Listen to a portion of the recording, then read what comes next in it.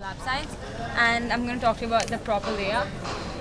The Propylaea is an entrance, it's a monumental entrance to the Acropolis, and it's like a general term, so anything that was, any of the entrances that were replicated and looked like this were also called the Propylaea. And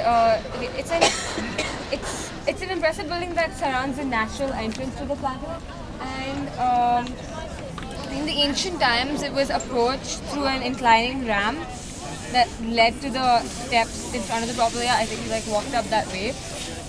And later, the Romans built another ramp that it was more dramatic than the earlier one that led that guided the visitors towards the entrance of the Acropolis in a zigzag fashion. So that should have been somewhere here. Um, and the architect was Menesicles. He began building the building right after the main construction of the Parthenon, and after the construction of the Parthenon was completed in 437 BCE.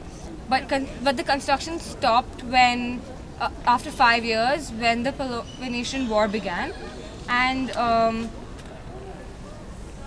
okay, and then when the war was almost complete. The Propylaea was almost complete except for this wall, the northeast wall, and then we can see proof of that because there are these small protrusions that are called the bosses. So that's evidence that the Propylaea was not yet complete at that time, and the construction had stopped. And then another one is the marble roof on the western end. So that's the east, and on the other side, on the western end, it's incomplete. Okay.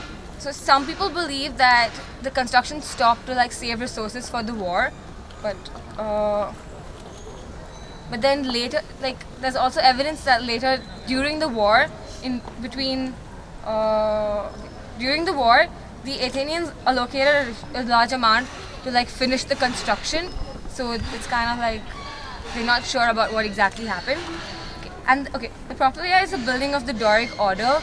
You can see that from the pillars, the structure of the pillars, and with a few Ionic columns supporting the roof of the central wing. This should have been the central wing.